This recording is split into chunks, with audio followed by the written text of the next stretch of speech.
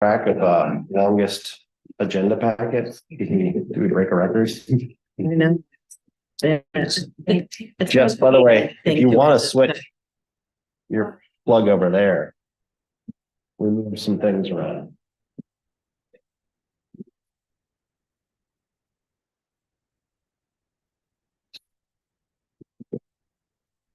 All right.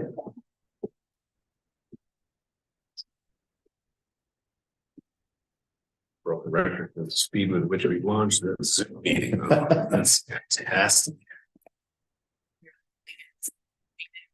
Yeah. You should send me to do it again. We're gonna lose our socializing time. You have to bring that back. The critical test will be, does it shut down? That's gonna be all. Good reminder. If it doesn't do that, then I will be happy. Okay.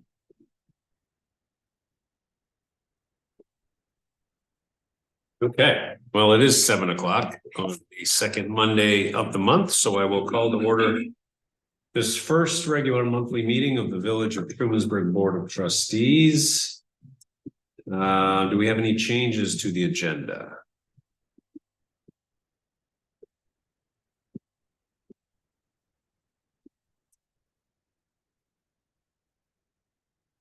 Okay, I will.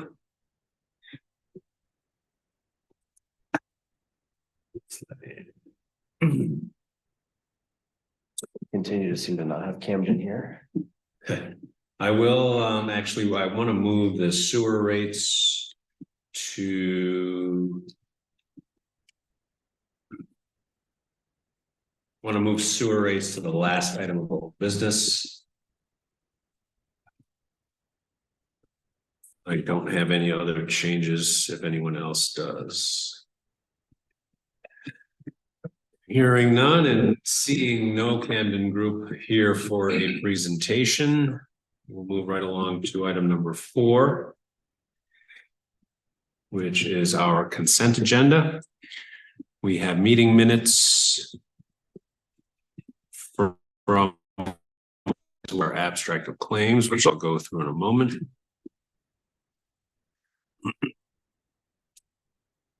The abstract includes $276,373.28 of spending out of the general fund, as well as $10,777.55 for EMS billing, $64,061.41 from the water fund, $25,192.88 from the sewer fund, and $12,095.54 from trust and agency. And so I would entertain a motion to adopt the consent agenda as presented. Second.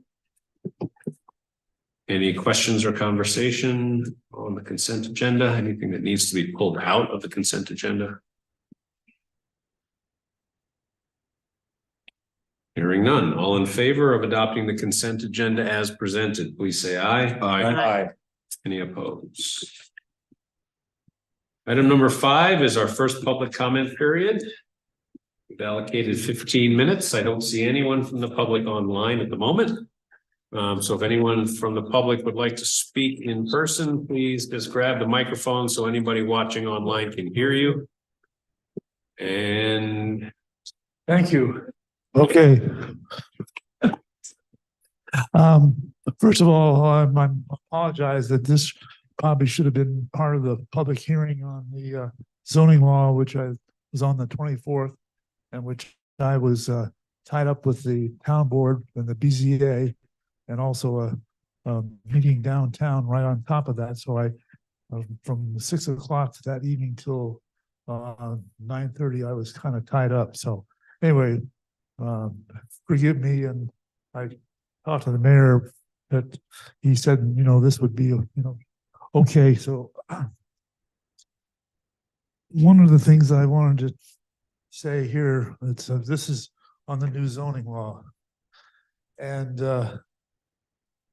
forgive me if I use some cliches, because the cliches are kind of a shorthand to getting the idea across, so I don't have to sort of bore you guys with more and more of my voice here. I'd like to compliment the board for the concern and the intent on the new zoning law, but I'd like to say that the intent is a good way to get to the pavement to hell. So I'm just saying that I'm trying to get you to reconsider some things. I was here before, and obviously it was not forceful enough to suggest that you take it a little more gradually on this particular item. So I will, since I wasn't forceful enough, I guess I'm here to try again. You all know the law of unintended consequences has kind of two corollaries. One, 2020 hindsight, and two, trying to close the door on the barn when the horse is out. But you recognize that when you put something in a local law regarding zoning, it's going to be hard to pull it back. Let me just tell you kind of the issue, which I'm sure you are concerned about. From what I've heard, is the availability of housing in the village, and the tight real estate market and the zoning that sort of adds to that. So I wanted to mention to you that I'm familiar with the Massachusetts people who are dealing with this thing right now. There's a bill on in the legislature in Massachusetts having to do with affordable housing, and or rather housing in general, so that people can have a place to live somewhere near where they work. And the Massachusetts proposal is a $2, a 2% tax on high-end real estate transactions. So, for example, $1 million would generate 20,000, and it's paid by the buyer, not by the seller. So that has I'm familiar with that having to do with maybe having or reducing the volatility of prices, but not significantly. Let me just since we're here in Trumansburg, we're in the shadow of Cornell. I'd like to point out that if you've looked at the campus since 2000, it's burgeoned, this bazillion dollars has gone into new construction. I think I see the people nodding about that. And when I go back there, I hardly know where I am, because I was on the campus for 3 years, going to law school and graduating in '75. But anyway, it's just unrecognizable. And why this huge, burgeoning building is the tax law in 2000 did away with the inheritance tax, which is, people, the pundits have called it the death tax. And I would call your attention to the fact that in the late 50s, between state and federal taxes, income was taxed at northward of 50%. Coming up on 5 minutes, David, so I need you to. All right, well, I'll move along. The Cornell situation is the result of the one percenters, if you pardon the phrase, but basically they have, you know, we have this huge problem with income inequality, which is what I think you're trying to address here in the zoning. And this, if Cornell spent money on wages from their people who come in from Cuyahoga County, Tyler County, Schuyler County, they would have, you know, more money to deal with. So I guess well, I'll go back to saying that the Depression was a great leveler of income, of wealth in this country, as you know, the people, the banks failing, people jumping out of windows. You know, it was a tough time, and frankly, the World War II was the only thing that bailed us out of that. And we had to, you know, if we didn't have the results, industrial engine to rev up, we would be in a different situation today. So the taxes and the reason I'm mentioning this is because I feel that you're naively trying to address a national problem here in Trumansburg. And that's, I don't think, wise. So I would urge you to look at the big picture. The big picture is that if you made too attractive the Trumansburg area, we'll lose the charm of the community, and I think that's something you should be considering. Well, as I say, I mentioned that, you know, taxes were made a dirty word by Reagan and now Bush, and I mentioned the amount of taxes. Oh yeah, I mean, before the estate tax went away, the great mass of wealth in this country was much more controlled. And you know, that's what, you know, the people want to have the starve the beast kind of philosophy. That's where they devoted their focus. So I guess I'll close up here by saying everybody probably remembers the Joni Mitchell Yellow Taxi song, and they paid paradise in a parking lot or whatever. Anyway, what's most important is, and I think that's the line that comes before that, which is you don't really know what you lost until it's gone. And I think that's really what the issue here is. So in order to, my suggestion is not to scrap the thing, but to divide it into maybe 3 parts or whatever.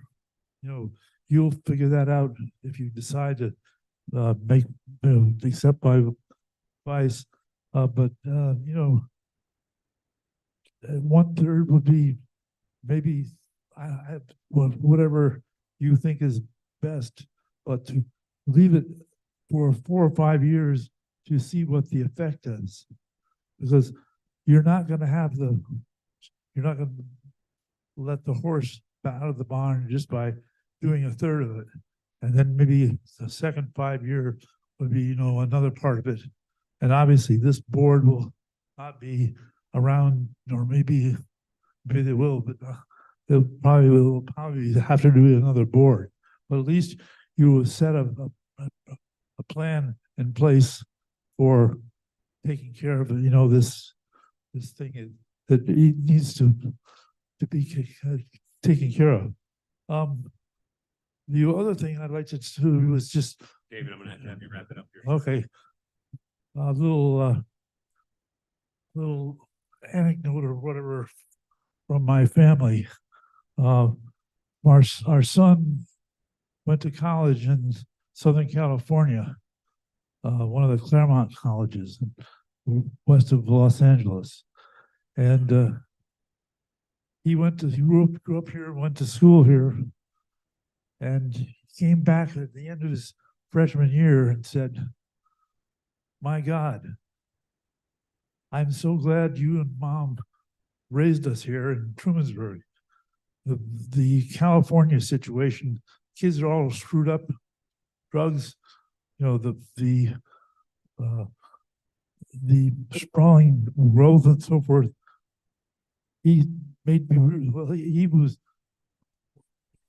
very cognizant of the fact that we live in a very special place, and so I wanted to sort of share that with you. I mean, we didn't. It was an unsolicited comment of his, just spontaneous. Wasn't something that, frankly, surprised me. So, I guess,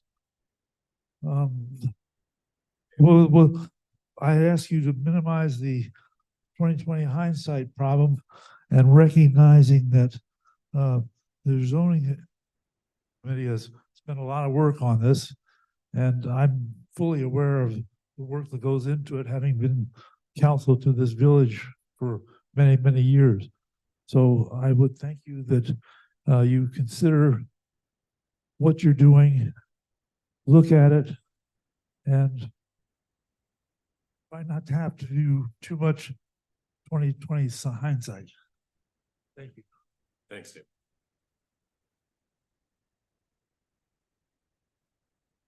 Any other public comment?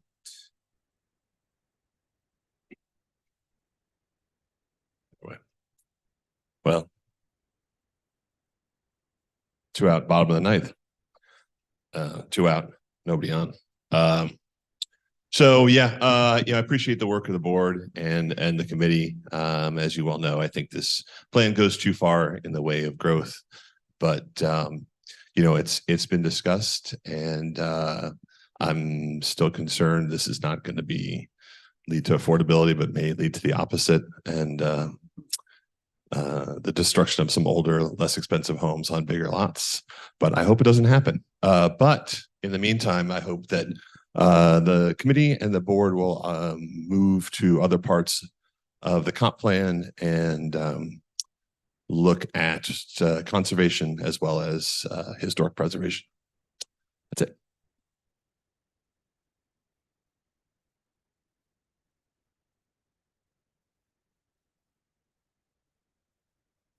Any other public comment?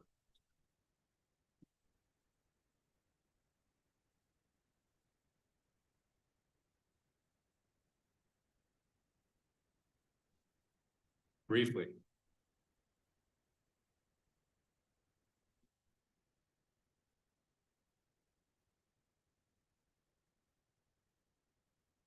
What I was trying to make was that this is not going to solve the problem. Is not going to be solved by this local law. It's universal in our country right now, and until the tax code is changed, there's going to be no incentive to deal with it in an intelligent way.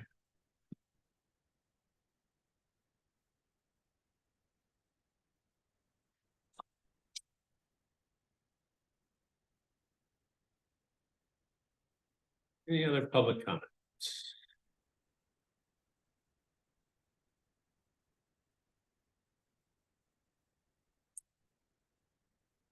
Okay, hearing none, and we're going to move along to item number 6, which is our reports of representatives. I see Ann Corman from the county legislature and Mary Bouchard from the town of Ulysses. Ann, you want to go first? Sure. Thank you, Mayor Wordenhart. And so a couple things. We're looking at doing a green building policy at the county. So that would mostly be with any major renovations that we'd be doing, and also with when we're doing a new center of government. And part of that policy is going to be making buildings bird friendly, and we had a presentation from an expert on that, and that was pretty interesting to figure out. There was some very minor things you could do to make the buildings injure and kill less birds. You guys probably received an email from the county. We're having a mapping training. Oh, okay, that was today. Okay, never mind on that. So I don't know if anybody went to that. We had some mapping training today from our planning department. The solid waste annual fee, I don't think I said this to you guys, for the universities and major institutions was restructured. And so that they'll be paying more essentially to make it more fair. And that hadn't been restructured in many years, I think 20 years. So the annual residential fee for a single family home will be able to maintain that at $80. We thought we were going to have to raise that, but restructuring the universities helped us keep the single family fee for recycling and materials management down to, I think, a more, at least slightly more affordable.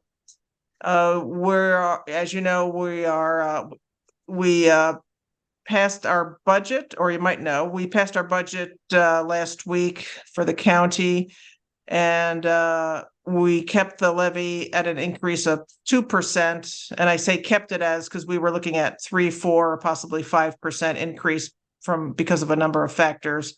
So I personally am happy we kept it down to 2% increase. And the numbers are slightly different now that we have more math has been done. So it's a little bit different than I might have mentioned to you guys last time. So the increase is, or the fee will be $5.31 per thousand of assessed value. And for median priced income or median priced home, that the tax payment will be an increase of $50.17 for a total of $13.21. And the median value of a home now assessed in the county is $249,000. And along with that, we passed the first year of funding for the rapid response vehicle. I know we've talked about that before. And there's also going to be some discussion over the next year if, you know, how that goes, and is the county going to continue to pay for all of the costs? Well, I should add in, we're hoping to get funding for at least half of it for the first year, because it's a pilot program. So we'll be having more discussions on would we like some of the municipalities to chip in for that. And as I mentioned to the mayor when I saw him recently, I'm advocating for the county to pick up all the costs for that, because to me, I see it as kind of like our sheriff's department, that I think it's kind of hard to fairly split going who gets the services more than other people. And so I think the county should just assume all the costs, because it's going to affect all the ambulance services. And but if you guys have any thoughts on that tonight or some other time, I'd be glad to hear them.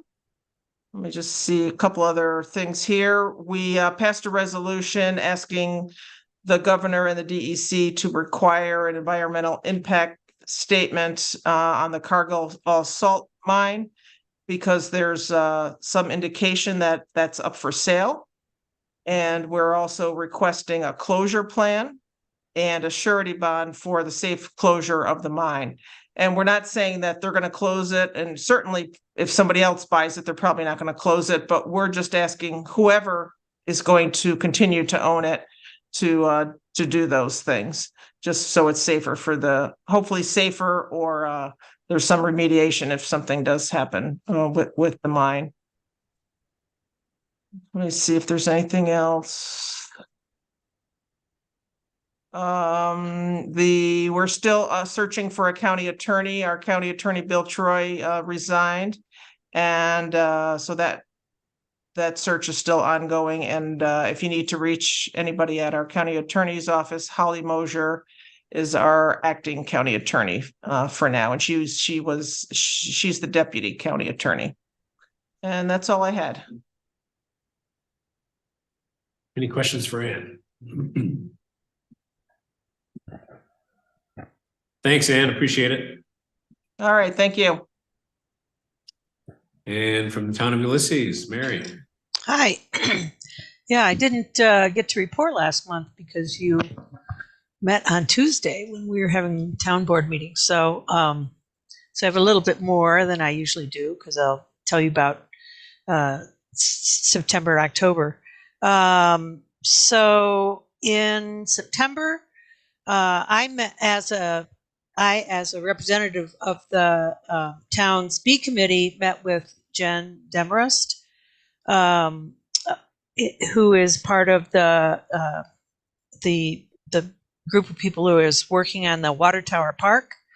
And so we talked about what they were planning to do there in terms of planning pollinator gardens. And so our committee is eager to collaborate and help in any way that we can with the realization of these gardens. The Innick has an expansion plan, and that was they wanted the town to create a development district for them, so that they can increase the number of rooms that they have available, and put in some additional amenities like a fitness center, underground parking, that sort of thing. But the planning board is sending their request back to the town board, and I believe we'll be considering that our second meeting of the month, which is on the 28th. In October, we got a request from Grassroots for the creation of a water district to serve their across the way property. And we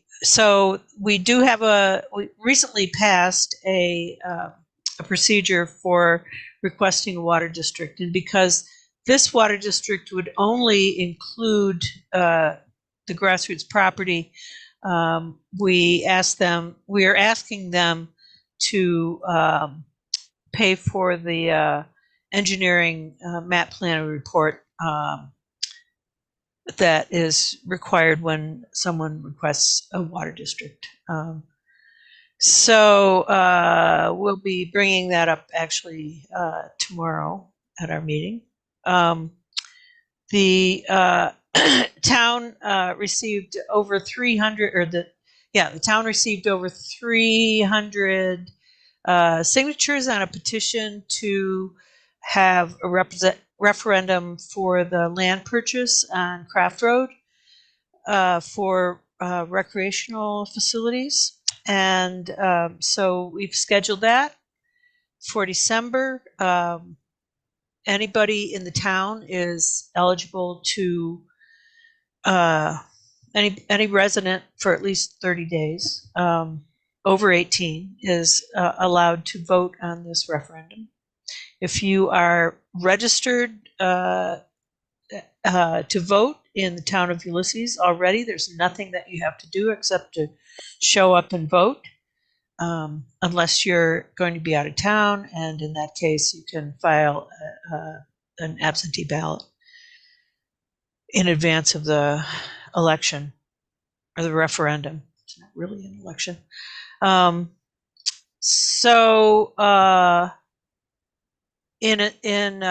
conjunction with that, we held an information meeting on land purchase last Thursday that was pretty well attended. And I would just encourage everybody to get out and vote who is eligible. Let's see. We did adopt our annual budget in October. The budget the budget has two rates of taxation, one for the town outside the village and one for village residents. So the total levy did go up. For the town outside the village, it increased by 4.55%. And for the village residents, the levy increased 7.38%. However, the rate decreased, and so the tax rate actually went down 3.35%. And partly that's because of increased assessments and new building. So let's see. The other thing that we did in the town is to create a Department of Public Works. We have had a highway superintendent and a highway department for as long as we've been a town, but that is kind of restrictive in terms of what the responsibilities of that department are. So we created a Department of Public Works to reflect that there's a lot more that they do besides take care of the highways. They do mowing, they do repairs,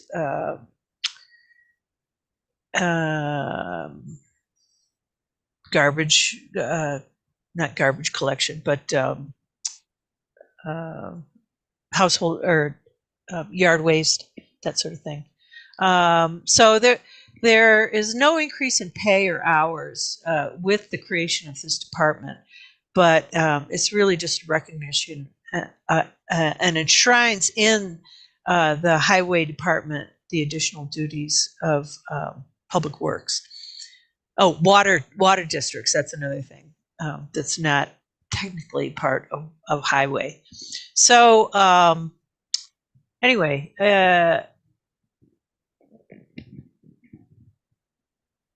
the highway superintendent in the town, unlike the village, is an elected position. And so it was important to enshrine those additional duties in that position for the future, really.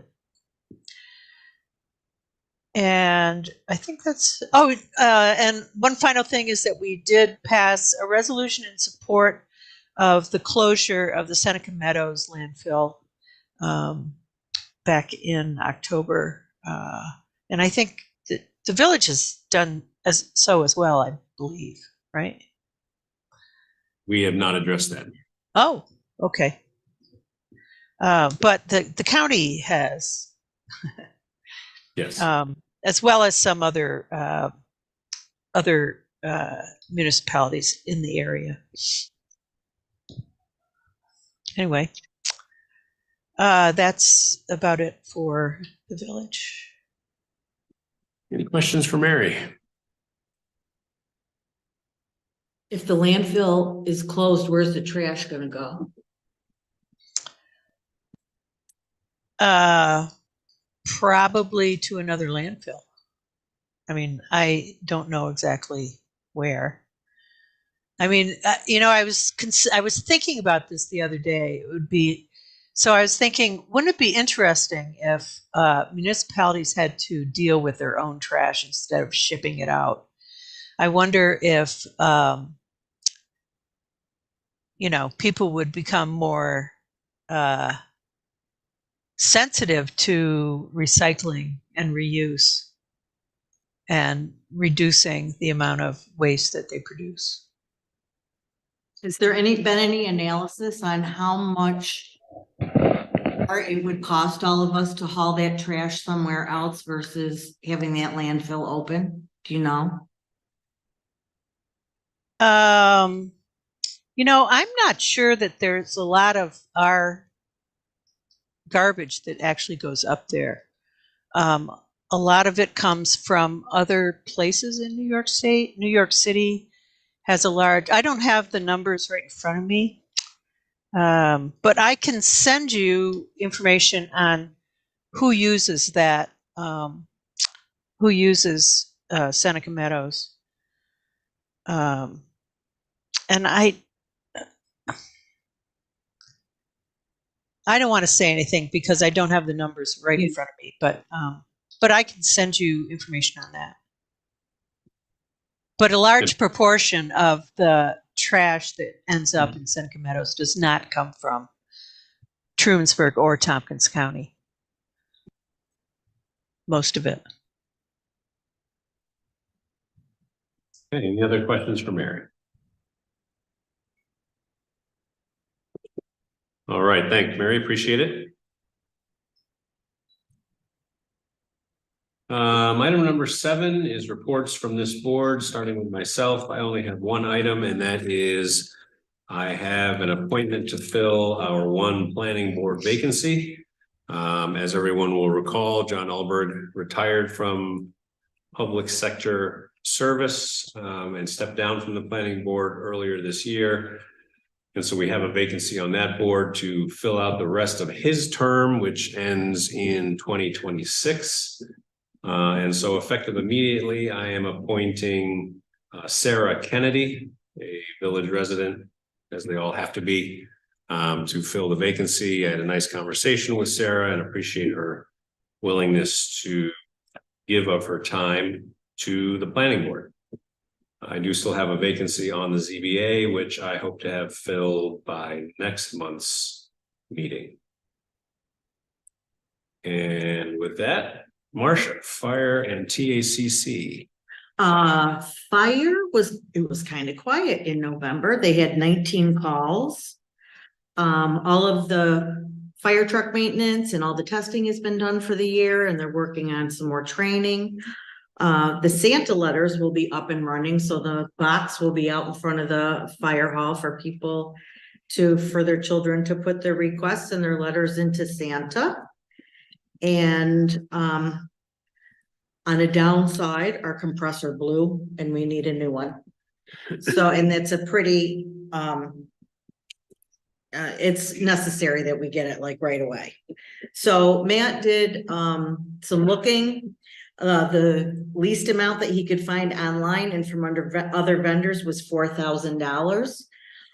But local Napa gave him a quote of $2,895 for the same compressor. And it's here, like they can get it. So I would like to move that we allow him to take operational money out of the building maintenance line for, should I just say up to $2,900 for the compressor? Second. Any questions for Marsh? Was he able to send you the quotes? Have you seen the quotes, or has he just looked at it? He just looked at them and nobody even came close to what Napa had. So, and the compressor's there, like they can literally get it. Right. And it's something they use every day, so. Yeah, I think on an emergency, normally we have big quotes, but I think that's. Right. That's my feeling. Yeah, I don't want to make it a habit of not having the quotes, but in the emergency situation, and we have DPW. I mean, he said he looked at other places to see if he could get something cheaper, quicker, and everybody was way more expensive, and Napa has it. So I'm sure he did. that's the convenience. It's nice to see the actual quotes. Yeah, it is. I think it was in the. Is it in the box? The Napa one is. The Napa one. Got, yeah. A stage, I can get it. Yeah, if you want those, but the Napa quote is in the Dropbox. I can see that. Yeah. The chamber, they had their community, whoops, I'm sorry. Motion and a second Sorry.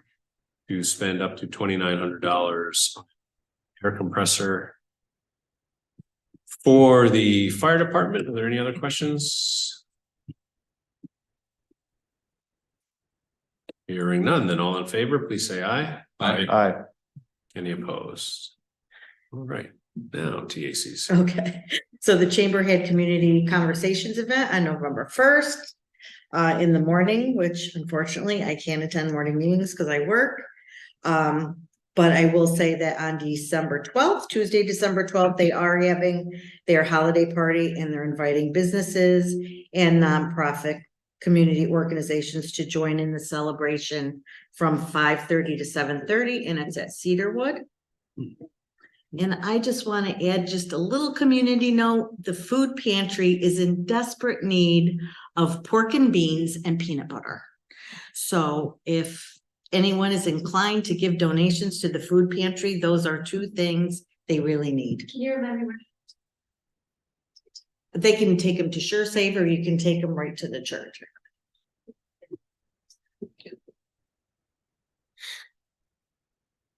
And that's all I have. Okay. Next up is EMF, youth and street tree. So it is a fairly quiet month for me. Not much to report for you or EMS, or I'm sorry, for tree committee or youth. For EMS, one thing that I wanted to mention quickly is that Joel has been working with a number of local groups on sort of the beginning stages of implementing something that looks like, and I know that's a lot of sort of vagaries and what's that, so my apologies, community paramedicine. So that would be sort of a proactive approach to medicine within the community that wouldn't necessarily be emergency response, toned out through 911. We don't know where it will go. This is, like I said, very early stages, but it's an intriguing thing just to explore. I hesitate to mention it just because I don't know where it will go, but I do think it's exciting enough and something that we should sort of have on our radar as a possibility someday. There's a lot of challenges. Our department's just frankly not that big. So implementing something that requires more personnel, potentially very, very difficult. So we'll see how it comes together. Paramedicine. But that said, I'll just go right to calls. So for last month, there were 17 in Covert, 11 in Hector, 3 in Interlake, and 1 in the city of Ithaca, 1 in the town of Ithaca, 3 in Mecklenburg, 2 in Ovid, 2 in Romulus, 24 in the village, and 25 in the town of Ulysses. Total of 89. I think we're on track to about match the last couple of years. So after we've basically corrected now for the pandemic and we're back on track where we were before. So we'll see if we resume our upward trend or how that goes. But for the moment, at least our annual rate is pretty on track for the last couple of years. Okay, any questions for Ben? I would say that the town board wanted me to convey how appreciative they were that Joel set up the whole meeting space for them at their public meeting last week. They did not expect that to be the case, and they walked in and everything was ready to go. And he told them he felt like they were probably gonna have a long enough night. He wanted to help out, so they wanted to make sure to express their appreciation for him. I will pass that along. I'm sure I'll be happy to hear. That's great. Okay, DPW, water, sewer, CPZR, and farmers market. Sure, I'll take it in reverse order, I think. Farmers market, just a note that the season at the main season at the green space by the DPW is now wrapped up. They ended with a Halloween themed evening with a parade and the whole shebang. It was very lovely. Cute. They do have a harvest market for November 20th from 4 to 7. That is next Monday.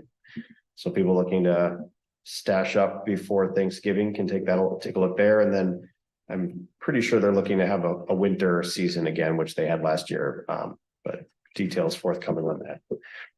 On CPZR side, the larger update, and I think I've maybe mentioned it, but I wanted to kind of reiterate in a formal board update, was that the committee has decided to table short-term rental regulation for now and move back to commercial zoning, which the committee was looking at. The reason being is that in digging into more of the building code requirements and inspection requirements, there's actually quite a bit that regulates short-term rentals, particularly on Main Street. So basically in buildings that have more than 2 units in them or are mixed use with commercial. And so I'm working with Tom to make sure that that's known to all those building owners, that there's actually much more substantial code requirements there. And my assumption at this point would be that that would restrict many of those short-term rentals. So I think there's a desire to kind of wait and see on that front, continue to get information, data from the county, and the committee can always pick that back up whenever seems relevant and pertinent.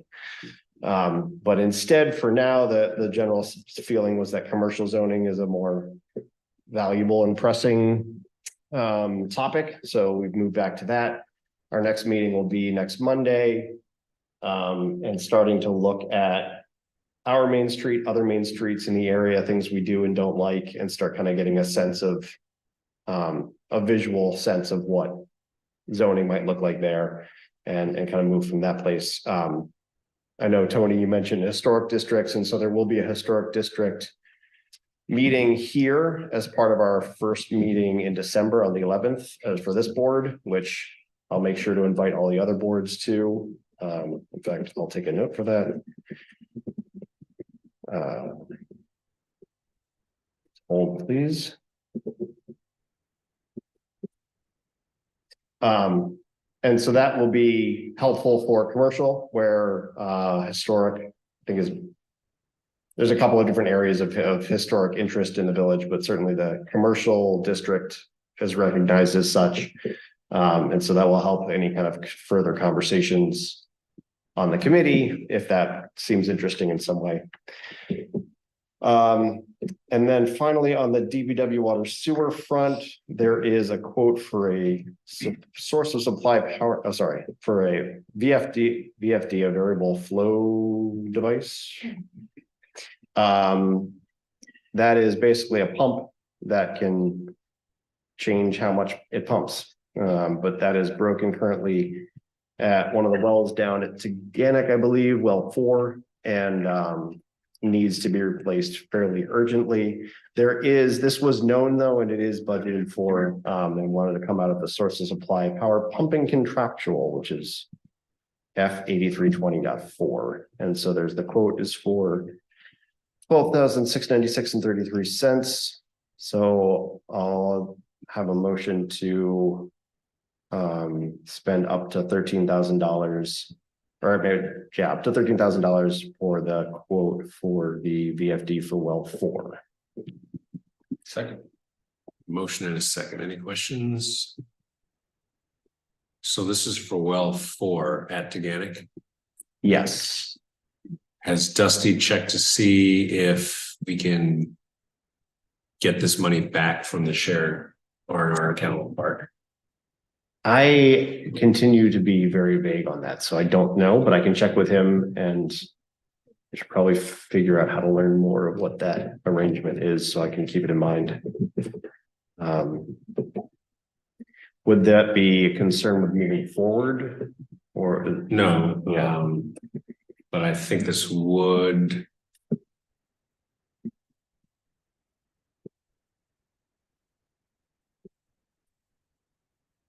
I think this would qualify for that money. Right. Do you know how I can get more information about what that means? If you want to read the lease agreement, you can. Okay. Or if there's other more effective ways of getting it done. Yeah, you can start with the lease agreement. Okay. And I can email.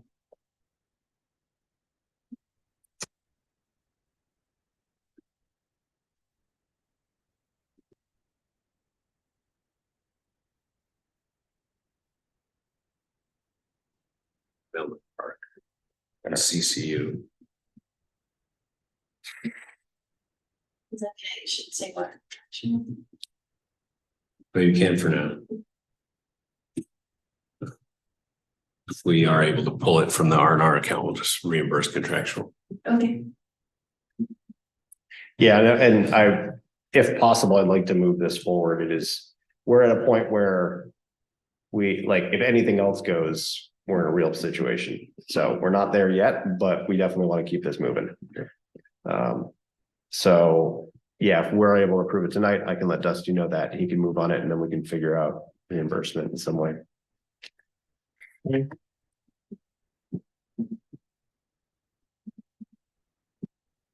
Okay, any other comments or questions on this? Hearing none, all in favor of approving the purchase of the replacement VFD, please say aye. Aye. Any opposed? Okay. And that is all I have. Okay, police and ETC. I'll run through the monthly numbers quickly for October. 141 calls for service, 5 outside assists outside the village. Criminal investigations included 3 domestic investigations, 5 harassments, 4 larceny and theft investigations, and a motor vehicle crash investigation. Generally speaking, no major incidences reported during Hallows Eve. All seem to have gone well. Again, continue to get thumbs up from residents regarding the street closures. That continues to be popular and see no reason that we won't stick with it. We have an official retirement date for Sergeant Peters. That will be December 15th, after 12 years of service to the village. And that puts more urgency on the continued search for the next sergeant.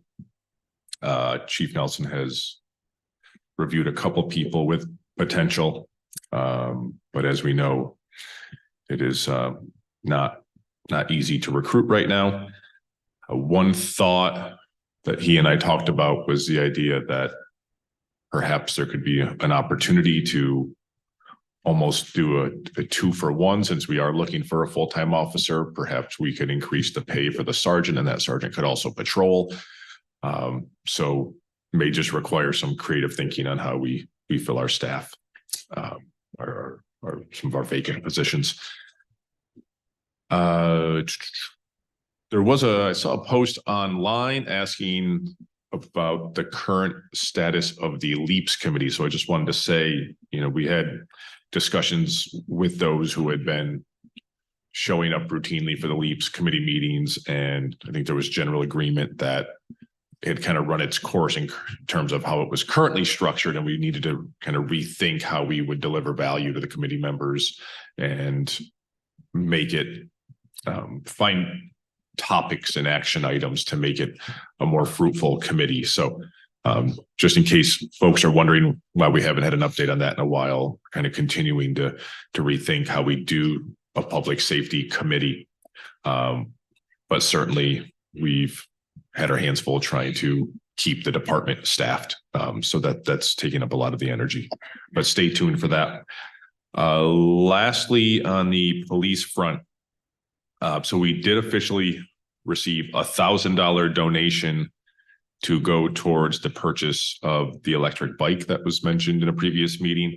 We were expecting a $1,500 donation. It doesn't look like that last 500 is going to come in, and the chief would like to move ahead. So what we'd like to do is, because we recently sold a retired vehicle to auction for much more than we were expecting. I think chief was hoping to get maybe 2,500 and we got 7,500. So what he would like to do is take $500 of that sale and just move it to the fund where we can put that towards the purchase of the electric bike. Would that be something that would require a referendum? No, but the purchase itself would require board approval once he has the quote for the bike and he's ready to Okay. pull the trigger on the purchase.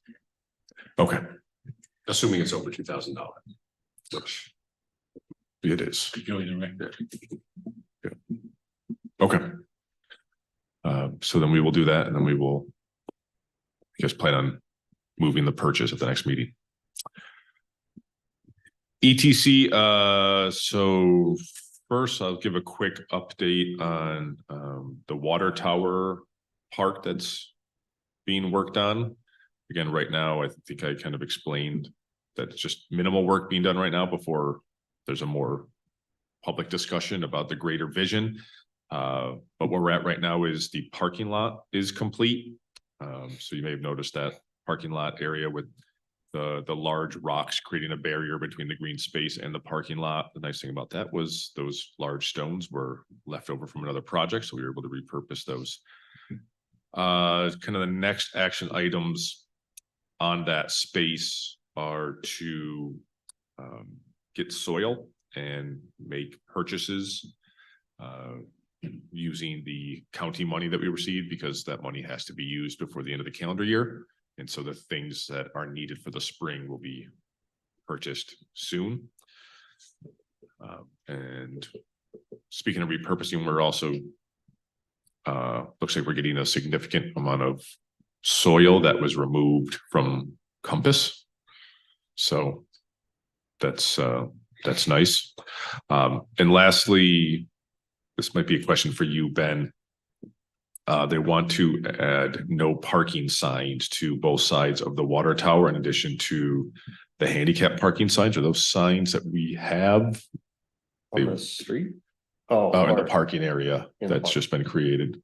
They were wondering if the green team or ETC needed to purchase more signs, or I don't, that's a Dusty question. I Okay. think we usually have some signs around, but I don't know. Yeah, if you want to email me or something like that, Okay. I can sort it out. before I move on, Jess, anything else you want to add to that? Why no parking signs in the parking lot? Am I missing it? Or the tower's not blocked. Oh, I see.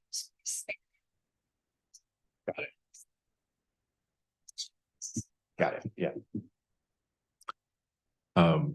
Also, I would just want to say for all those that aren't listening, if we've had couple incidences where neighbors are questioning the work of our volunteers in the green space, not always being friendly towards them. So I would just say, if anyone's listening, or you have friends that live on that street and you have any questions about the work being done there, to direct them to the village, email us or call.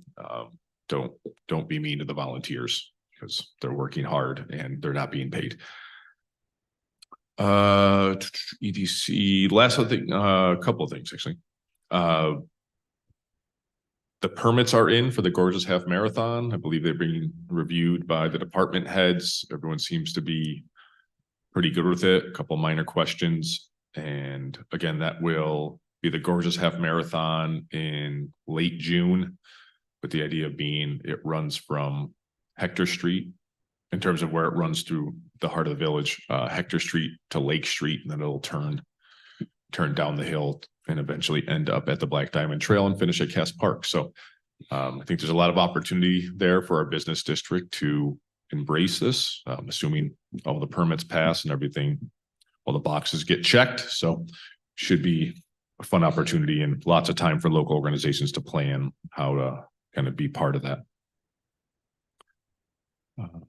Lastly, updates on Winterfest, which again will be Saturday, December 2nd from 3 to 6 p.m.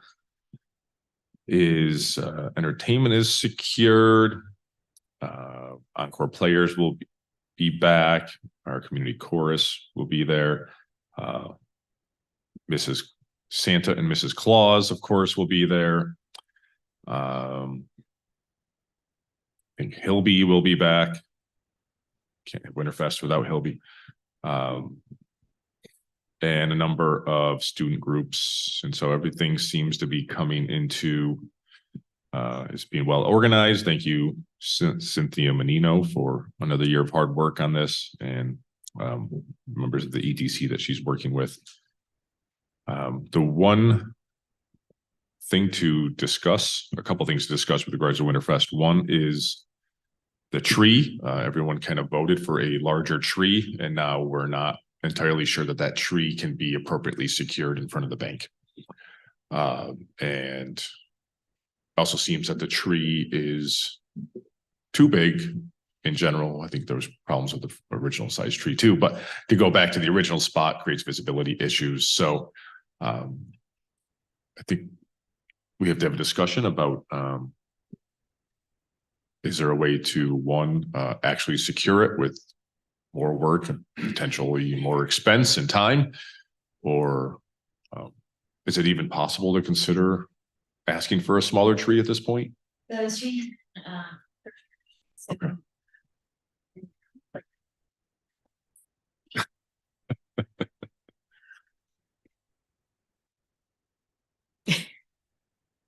Will it survive the winter, Ben, if we do this?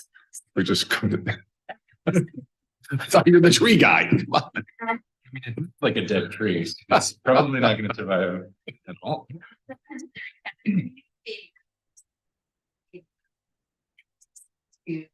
Bigger tree. So we're going from 12 feet to 15 feet. It has now been said we can the DPW that we can done at 15 feet in front of that bank, but no details are sort of exactly why. And so it's for me to discuss. It's on my agenda for tomorrow, the DPW to discuss. To see what's up. Okay. Yeah. Because the 28th is the delivery. This is the last twitchiest thing to decide for the winter community to feel like everything's like staying back. If they're listening now, this will be the first that they're hearing change. So How is it secured? Is it put in or on something or? So that they built a stand and secured the stand, and it was 12 feet. The concern is if it's 3 feet taller, will it be too here and need further extensions out? What does that do to the space? And you're going to speak with the DPW tomorrow about it. Yeah. Are there? Trying to make sure like I have all the right questions. It sounds like the primary issue is like stability, right? And are there other concerns from the ETC side at all, like in that? I don't know. We might just have to have a conversation and see where it takes us. Before we say here, or it has to be cut short, because it's bigger. Yeah. Is that you do was to investigate and done see like, and maybe the answer is yes, that it would be too expensive, but no, without having the details of Right. why. Well, at the very least, I can get details of what it would take and then see where that takes us or something. Or is it a combination of the stability in that location? Like if we considered somewhere else, would it be better, more securable? Right. Sounds like conversations that are not being had need to be had, so. Just the EPC thing. The chair. We'll see. Well, I mean, we can. I'm assuming electricity is an issue Electricity is an issue. as far as the location goes. Gathering around it. Yeah. No, the street. Locate, right. And Rory and I need a good backdrop for our show, you know. You'll be on your own. I'll be out of town that weekend. Unfortunately. Or not unfortunately, We but can put it. We'll unfortunately, I won't be. Can we put it on? we'll find a fill in. Can we put it on top of a building? Can we put it on top of the old Napa building, like on top of a building? Very hard to gather around. Yeah. Well, yeah. No, you do it being here. Hmm. You wouldn't get, it's not Whoville, I mean, we don't go. You know, Yeah. everything's just there to see the big. Lighting the tree. I was just wondering, maybe. You could cut it shorter and put it on the building and then it would still be taller. Right, and more stable. This does feel like a very solvable problem. It does. seem like it's not- Yeah, I was curious. The extra 3 feet makes it. Yeah. Durable to the location. Yeah. We didn't go. It seems like we have To a some Rockefeller. creative engineering we could do. Which was from Vested this year. It was. Yeah. It's fantastic. Well, We can expect some sort of resolution this week since 28 is. I will report back tomorrow as I hear and we'll see where the conversation takes us. I'm not trying to be cagey, I just generally, Oh, no. none of us have any information and there needs to be a conversation. So we'll start that up and we'll see where it goes. Okay.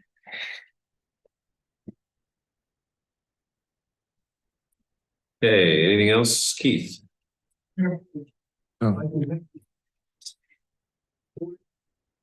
Thank you. Thanks, Dan. Thanks.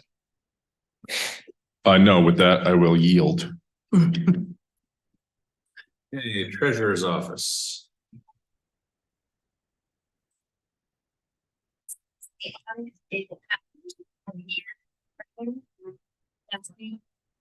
There will be, there's some continuing work to wrap up and do their big assessment. So for those who don't know, the village contracts with a third party, Sarah, to do an audit of the financials before the final financials are sent to the state. This is a good practice, especially in a transition year. So lots of learning for all of us. Other than that, wrapping it up, setting up the fire EMS contracts, and getting all the books done in preparation for budget season.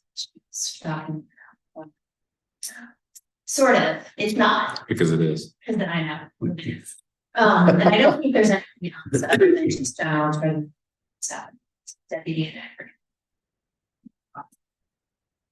yeah. So, okay.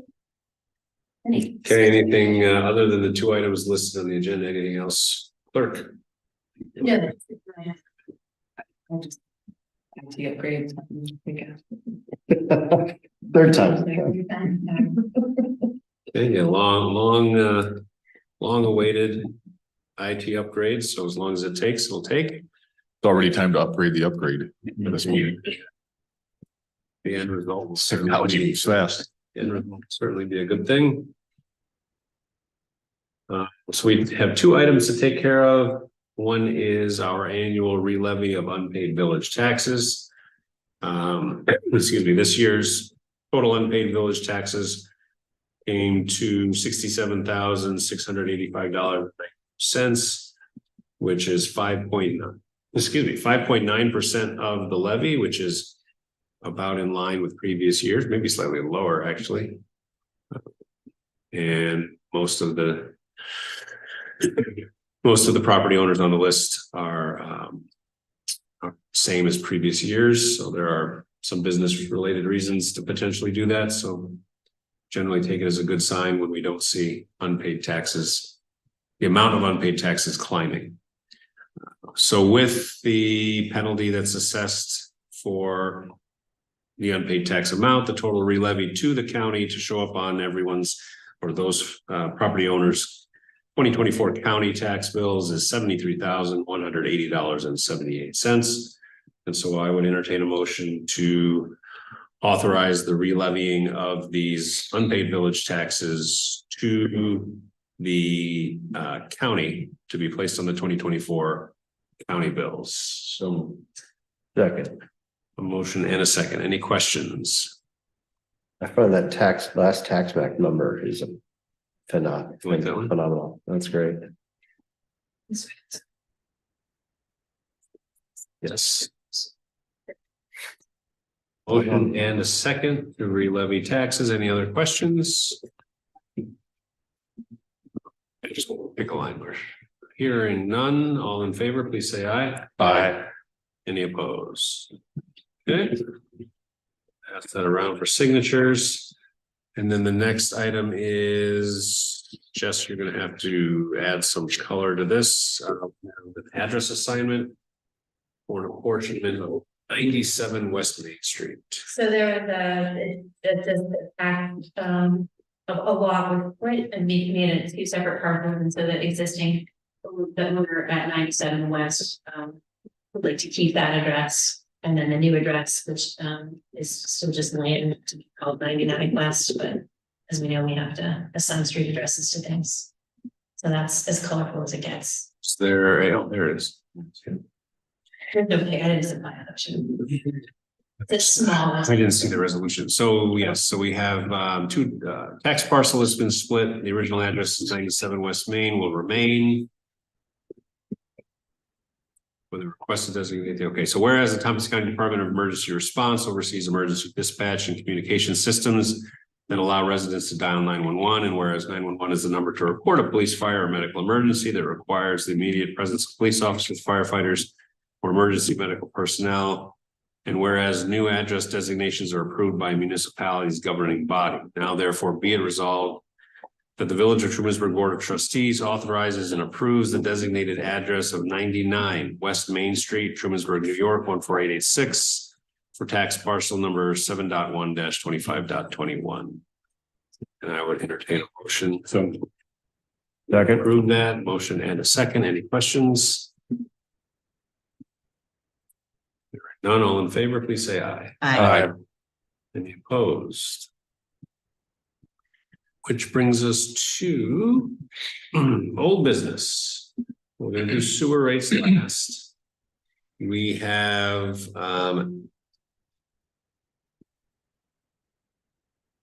subsequent to our public hearing on the draft zoning revision, we have the last part of seeker part 3 for this board to review, and I'll hand it off to you, Ben, to go through that part. Sure. So part 3 is actually quite brief. It simply states that we have already decided this to be a type 1 action. We've identified and completed part 1, 2, and 3. And the current draft that we can discuss is that this project will result in no significant adverse impacts on the environment, and therefore an environmental impact statement need not be prepared. Accordingly, this negative declaration is issued.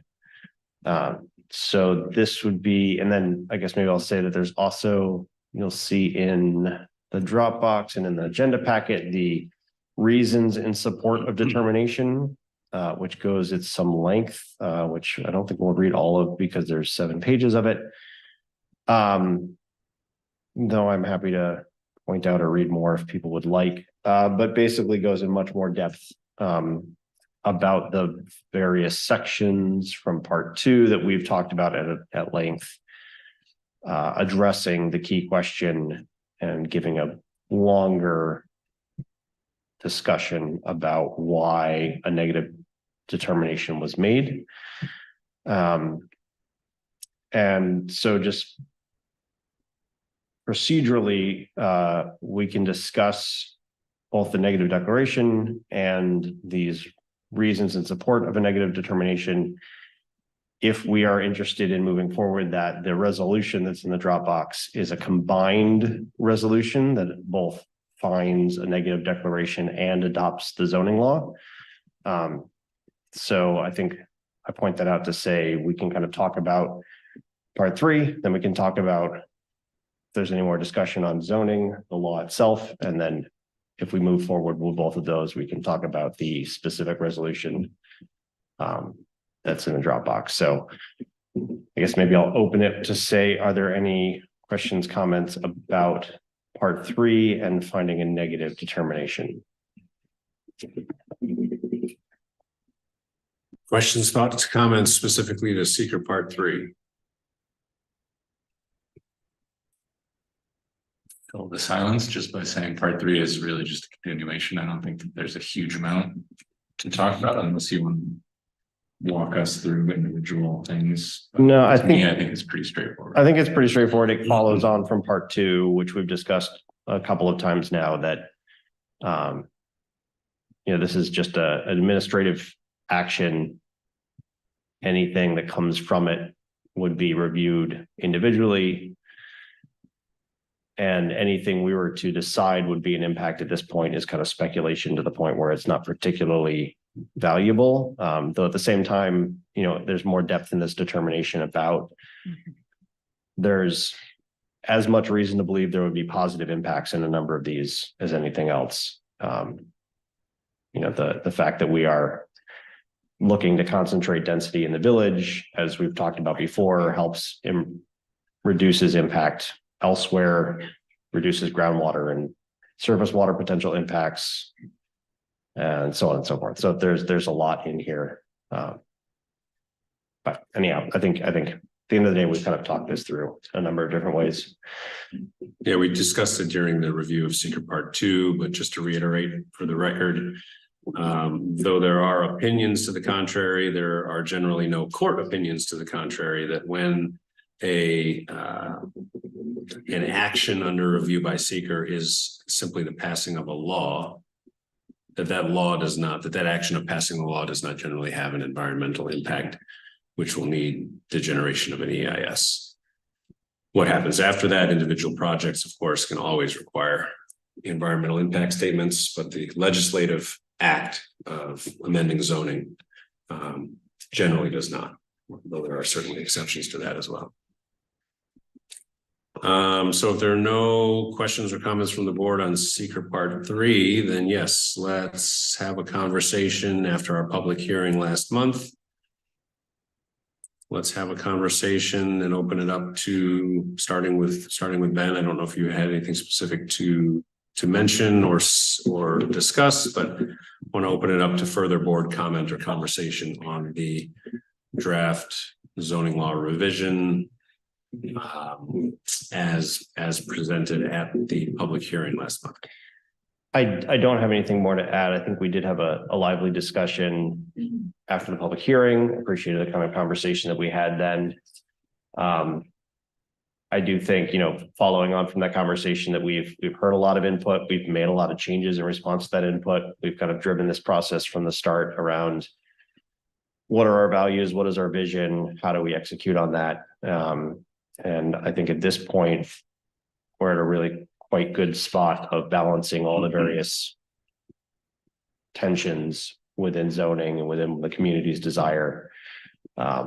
So personally, I'm interested in continuing to move forward here, but obviously want to hear what other people have to say and add to the conversation.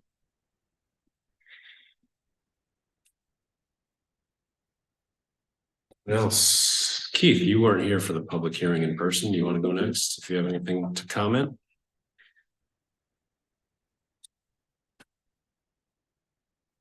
Yeah, I think I would just say, I don't want to drag this out. It's been a long discussion. We've had a lot of feedback from the community, which even, again, I think I've said this before, even when it may not, I think sometimes the assumption is that is for some reason aggravating to us, when really I continue to appreciate topics that garner a lot of engagement.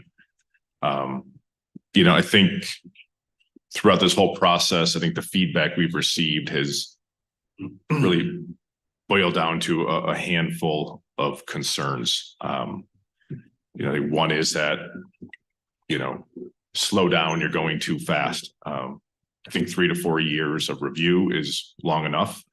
I think when you're in government, you realize you're either too slow or too fast. Usually it's too slow.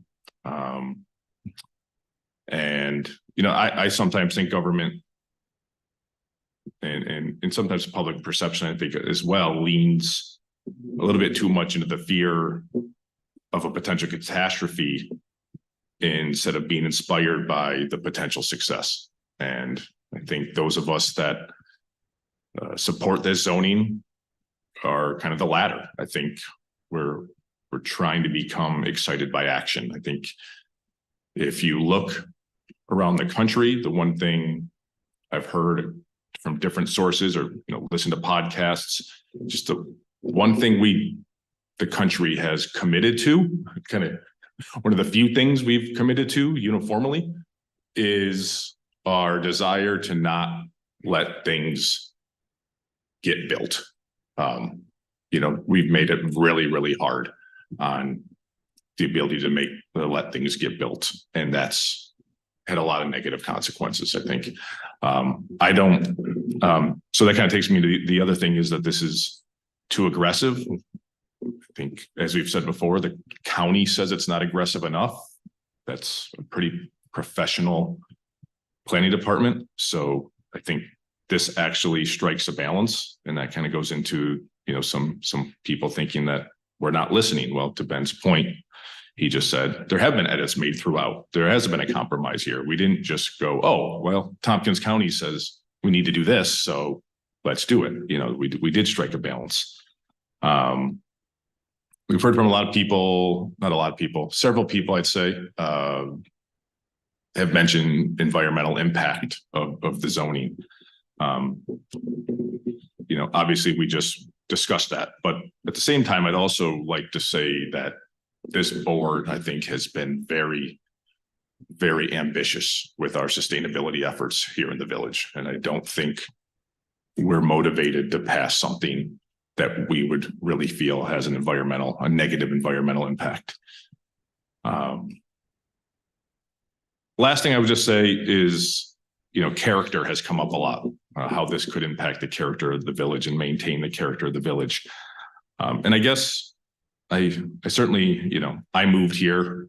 I didn't grow up here. I moved here because of what I saw in Trumansburg. So certainly I appreciate the character of what the village offers, but I guess I've never felt strongly that the character of the village resides in the consistency of its architecture.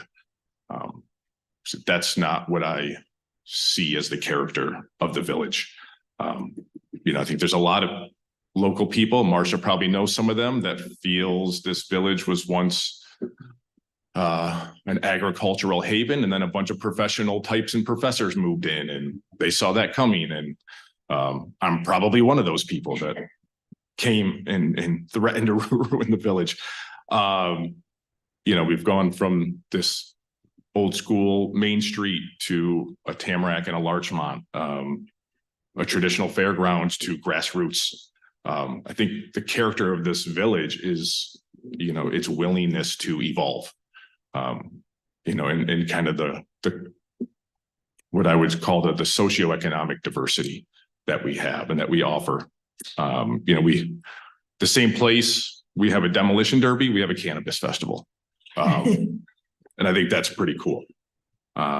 So, when I think about character and threats to the character of the village, I'm more worried about unaffordability of the village, changing the character, and the lack of civic engagement that could bring from a new generation that, we have a lot of great volunteers in this town and they are aging out. They've done their part. We need people to step up and help. We need fresh residents in some cases to help with that. And then I think, the last thing I would just say is the true threat, I think, to this village is our potential inability to manage our departments and our services. And I'm not saying that this zoning is going to solve that, but it could help without, having to raise taxes dramatically. And so these are big problems. And I think as a local government, we have very few levers to pull to help with some of this stuff. And so if a change in zoning helps us take at least a small step to even potentially addressing, a lot of this, then I've always felt like it's worth it. And that's my thoughts. Hey, Marsh. Yeah, I agree. I agree with Keith. And I've lived here all my life. I've lived here for 61 years, never left. And I've seen a lot of changes in the village, and pretty much the character and the people and what we love and what we like has been maintained throughout. I haven't seen Trumansburg change all that much. So as far as its people, and the resounding voices that we've heard over this is that people don't want it to change. There are certain things they like that they would like to stay the same. So if those resounding voices are the majority, then I think that we can count on those voices to, keep the village the way that it is. It's always going to grow. It's always going to change. Like you said, when I lived here my whole life, it was all farmland and combines and lots of dirt roads that are now paved, and it's now housing developments. I mean, if we all laid down in the road and tied ourselves to a tree every time somebody wanted to build a house around here, my gosh, we would never get anything accomplished. So I really think that we can still maintain the character of the village. I think the zoning board, and the board itself has done a spectacular job of trying to listen to, and you know what, you're damned if you do and damned if you don't in a lot of ways. And so, but to not do anything, to not at least try and do something would not be productive or helpful for the community. So I really want to commend this board for listening. And even though things may not be the way everyone wants it, it's never going to be that way. But I agree with Keith. I think it's a step in the right direction. I think people have spent a lot of time, and I'm ready to move forward too. I don't really have anything to add that I haven't said before. I think the one piece I'll say is to echo what's already been said. I came in a little bit early this evening and was reading Lydia Sears' comment, which I liked, and I'll just repeat. But she basically just talks, you know, it's Trumansburg is a wonderful place primarily because it's a place where the new and the old ends, right? That Yes. pride of place, independent thinking, the gracious mixing of old and young. Those are things that I think are spectacular facets of who we are as a cultural place. I think this zoning law or any zoning law would have trouble disrupting those beautiful qualities. I have much more to say that's sort of in this sort of wonky, weird world of zoning, but I think it's been said at this point, so I'll just leave that there. Yeah, and I also don't want to belabor conversations we've been having for many months. I was going to write out a formal statement, putting together some thoughts that I had, but I ended up not doing that because I think a lot of, and actually I didn't know that a lot of what I was going to write was going to be said by Keith. But you know, there are a couple of points that I would reiterate. Some of these things have been said. I don't know how often I've said it publicly, but at least once or twice, I know I've mentioned that whenever I have interviewed anyone for a job in the village or for an appointment, I always tell them that my highest expectation of them is that they always, to the best of their ability, seek to act in the best interests of the village of Trumansburg and its residents. And of course, there will always be differences of opinion between different people as to what that is. However, if that is one's guiding light, so to speak, then I think we can at least try to maintain some sort of focus, whatever the topic might be. So I always reflect back on where this really started. This really started in 2018 when I formed the Comprehensive Plan and Zoning Revision Committee, because we were in fact still in the middle of a very contentious review by the planning board over the 46 South Street project, where we had many dozens of people coming to meetings, quite upset over their belief that the project was not suitable for the town, or for the village rather. And the reality is that our zoning allows for large scale projects like that. And so part of the goal of the CPCR was to review our comprehensive plan, which was at that time 10 years old, but also see, does the comprehensive plan, once revised, prefer that we don't have such large scale projects such as that. So to Keith's point about were we moving too fast, you know, we have to fast forward nearly a half a dozen years, thousands of cumulative hours on the part of the CPCR, throw in a global pandemic. And what we find is that Trumansburg is as desirable, I think more desirable than ever, a place to live, as evidenced by people who move here, as evidenced by the prices they're willing to pay to buy houses here. And it's true that the housing price explosion in certain coveted areas is a national problem or a national condition. Some people wouldn't consider it a problem. But if we revert back to what's in the best interest of the village of Trumansburg and its residents, does that mean we should do nothing? Or should we do something? And the reality is that we are on a path of extreme increases in expense. That's the path we're on.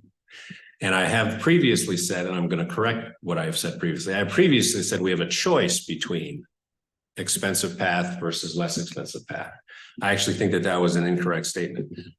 A correct statement would be to say we are on a very expensive path, and our choice is, do we do nothing and accept that path, or do we do something which may or may not reduce the rate of increase in expense? And the answer to how do you answer that question is, well, what does the comp plan say? What does the comprehensive plan, which is our only guide to an indication of what the broader community wants, what does it suggest? And it suggests that we don't do nothing.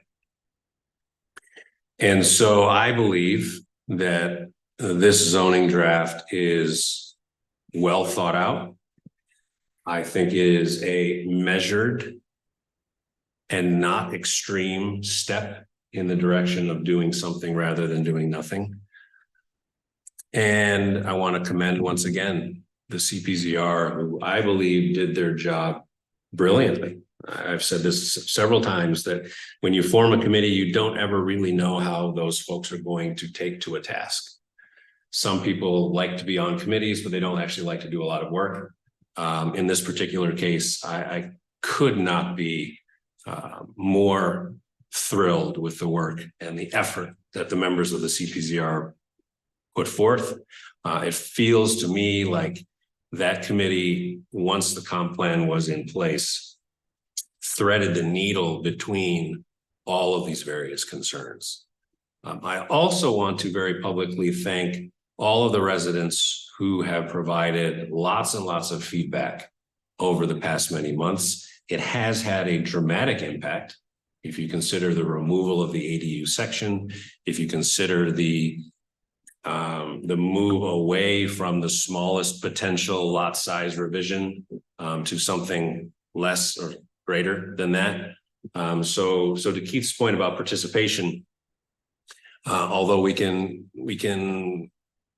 heatedly argue a particular point at any given time, I would not want it any other way than to have members of the community who have given their own time and dozens, if not more, hours of research and feedback to get this draft to the place where it currently stands.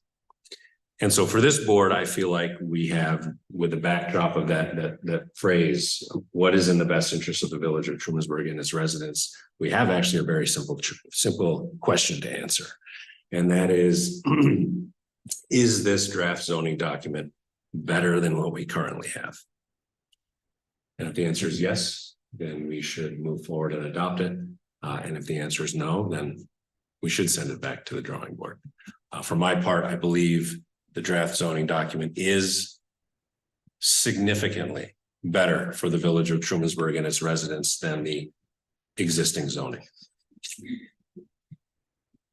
And so with that, I will, unless anyone else has anything they want to add, I will actually read. Am I going to read this whole thing?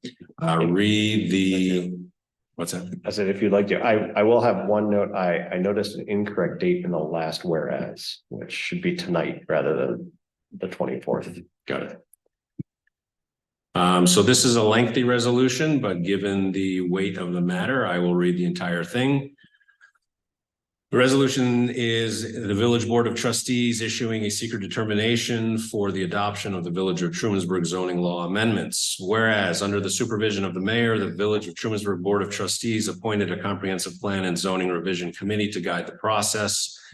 And whereas the Village of Trumansburg Board of Trustees Village Board has reviewed the recommendation of the CPZR committee and a draft of the amended zoning local law and has approved moving forward with the steps needed to undertake an environmental review thereof. And whereas with the assistance of planning consultant EDR, the CPZR committee has developed revisions to the Village of Trumansburg zoning local law and environmental documentation in support of the same. And whereas the zoning local law revisions align with the 2021 comprehensive plan, which reflects conditions that have changed since the previous plan was adopted in 2008. And whereas the zoning local law revisions include the clarification of confusing or contradictory language in the zoning regulations, as well as updates to encourage affordable housing with the goals to facilitate a more inclusive community, attract young families, and meet the demand for senior housing. And whereas these changes are needed to provide residents and local decision makers with the predictability they need to make informed decisions about the village's land use and future development. And whereas the village clerk has served by mail a notice of intent to be lead agency to all the required 13 involved or interested agencies. And whereas 2 of these 13 agencies, namely the town of Hector and Tompkins County Department of Planning and Sustainability, have returned a document advising that each agency has no objection to the village board assuming lead agency status for the proposed action. And whereas New York State Department of Transportation, Central New York Regional Planning and Development, New York State Park Department, New York State Department of Ag and Markets, New York State Department of Environmental Conservation, Seneca County, Town of Enfield, Town of Ithaca, Town of Ulysses, Town of Covert, and the Trumansburg Planning Board have not responded within the required 30-day period. And whereas the village board established itself as the lead agency to coordinate the secret review in accordance with 6 NYCRR section 617.6 of the zoning local law revisions on February 27th, 2023. And whereas pursuant to part 617 of Title 6 of New York's compilation of codes, rules, and regulations, 6 NYCRR section 617.2B and 6 NYCRR section 617.3G. The action as defined under seeker is the village board's adoption of the amended zoning local law, the proposed action. And whereas the seeker proposed action is legislative in nature, involving the adoption of the zoning local law revisions by the Board of Trustees, and whereas the village board completed a seeker full environmental assessment form for the proposed action, a copy of which is attached here to as Exhibit A. And whereas the village board established itself as lead agency for seeker review purposes with regard to the proposed action, and whereas pursuant to seeker's regulations, 6 NYCRR section 617.4B1, the proposed action is a type 1 action under seeker. And whereas the village board, having commenced a coordinated seeker review that complies with the requirements for type 1 actions under the revised seeker regulations, and whereas the village board held a public hearing on April 24th, 2023 on the proposed action, and whereas the village board made further revisions in response to the comments received during the public hearing, and whereas the village board held a subsequent public hearing on October 24th, 2023 on the proposed action, and whereas the FEAF has been reviewed by the village board and was deemed adequate relative to the proposed action on November the 13th, 2023. Now therefore be it resolved by members of the Village of Trumansburg Board of Trustees as follows. Based upon its thorough review of the FEAF and all other documents prepared and submitted with respect to this proposed action, the Village Board of Trustees makes a negative determination of environmental significance in accordance with SECRA for the above referenced proposed action, and determines that an environmental impact statement will not be required. And the responsible officer of the Village Board of Trustees of the Village of Trumansburg is hereby authorized and directed to complete and sign as required the determination of significance, confirming the foregoing negative declaration, which fully completed and signed FEAF and determination of significance shall be incorporated by reference in this resolution. 3, the Village Board of Trustees for the Village of Trumansburg hereby adopts the zoning local law and zoning map dated October 24, 2023. And 4, this resolution shall take effect immediately. Would someone like to move that resolution? So moved. Do I have a second? Second. Any additional questions or comments from the board?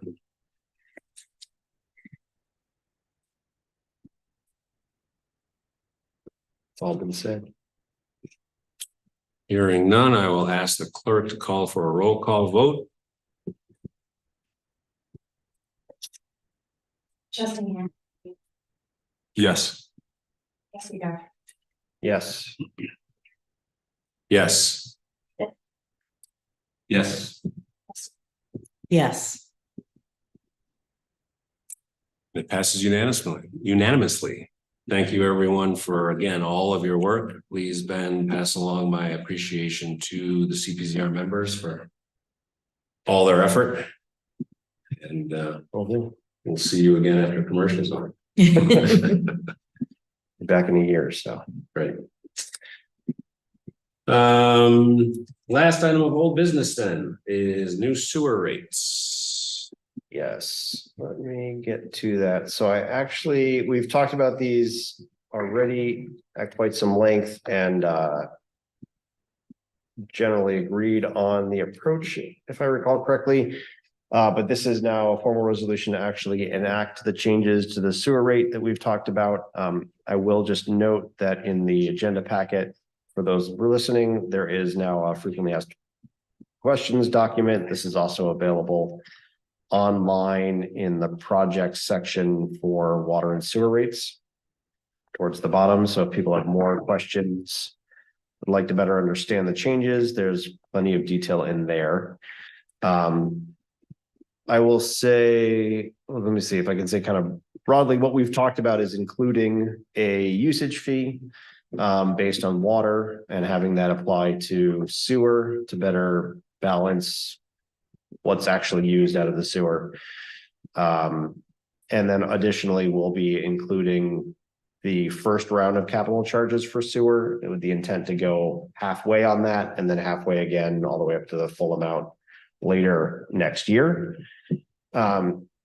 So that kind of conceptual framing, I'll read the resolution and move that, and we can talk and see if there's any more questions. So whereas the Village of Trumansburg recognizes the need for periodic review and adjustment of sewer rates to ensure the sustainable and effective provision of sewer services, and whereas the village has conducted a comprehensive analysis of sewer related costs, taking into account maintenance, capital improvements, and operational expenses, and whereas it has been determined that an adjustment to this sewer rate is necessary to maintain fiscal responsibility and fund essential sewer infrastructure projects.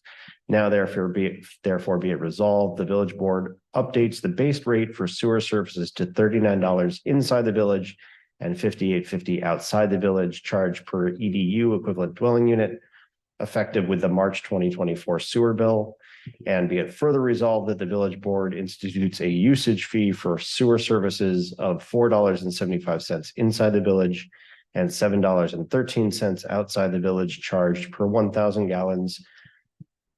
I probably should say per 1,000 gallons of water used after the first 1,000 gallons used, effective with the March 2024 sewer bill. And be it further resolved that the village board institutes a capital charge for sewer services for all users of $12.45 charged per equivalent dwelling unit, effective with the March 2024 sewer bill. So that's the January, February. Period. Yes. Yep.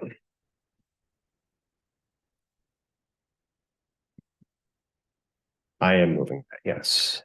Second. Any questions, conversation, discussion? Hopefully that's clear enough for all y'all in the front to put it in the right places. If you have more questions. Yes. Do you have a plan or an intention to review actual billing changes for users after, say, 6 months, three billing cycles? Or that's a good question. I hadn't specifically thought through that. It does strike me as a we know what we're trying to think this through. I know what we want to get annually. So maybe the thing to do is to actually check in after 6 months and see if we're basically halfway there or kind of where we've net out. And we can bring that into any further conversation about certainly about increasing the capital charge. If we don't have to go all the way up to our target, that would be nice. And if we seem, wildly over or under in any other way, we can take a look at that as well. Okay.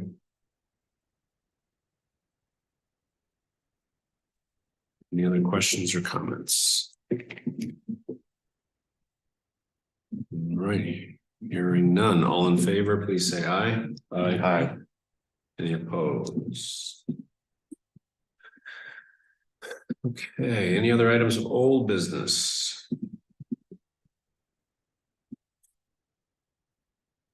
Item of new business, which is a resolution of this board in support of our own grant application.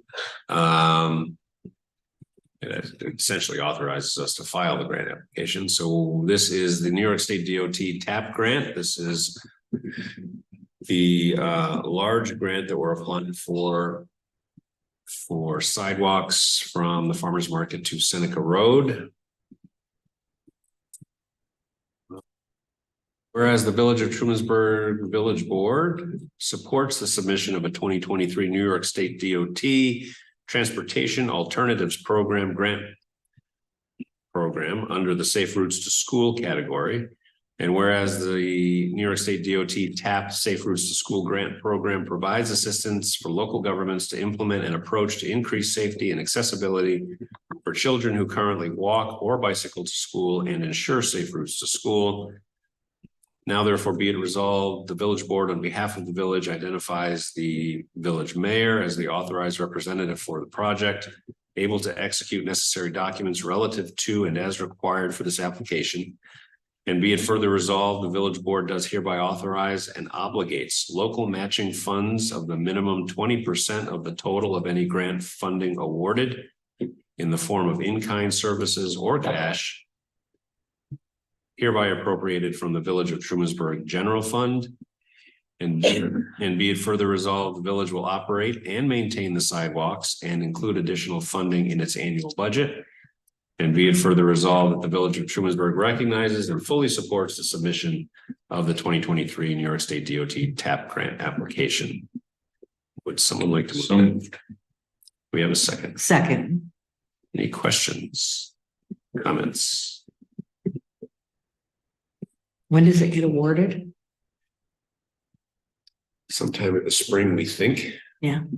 The grant deadline isn't until January, so there's a pre-application period which ends end of the month, and then the full application has to be in January. And the award might actually not be till like May or June, now that I think about it.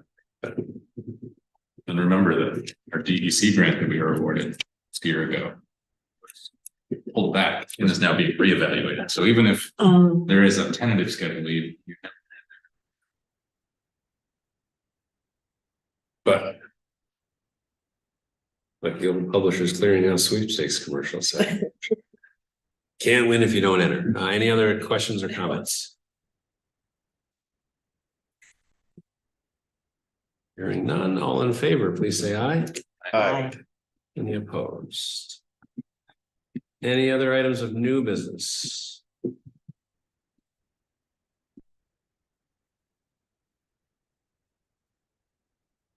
All right, well, that takes us to our second public comment period. If anyone still present, we have one member of the public online. If there's anyone here in person that would like to comment.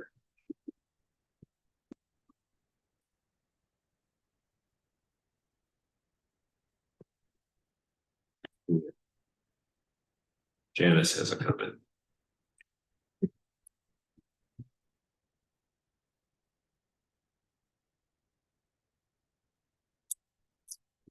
Giving Janice another few seconds. Do we have need of anything executive? Really? that now. Where else? He's gonna get to Syracuse Road. We got a 5:15 a.m. flight tomorrow. All right, well, if there is no public comment, and no need of an executive session, I would entertain a motion to adjourn. So Second. all in favor? Aye.